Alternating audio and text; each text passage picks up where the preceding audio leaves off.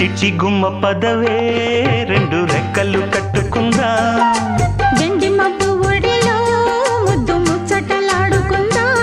చిరుగాలై కొండ కోనల్లోన తేలి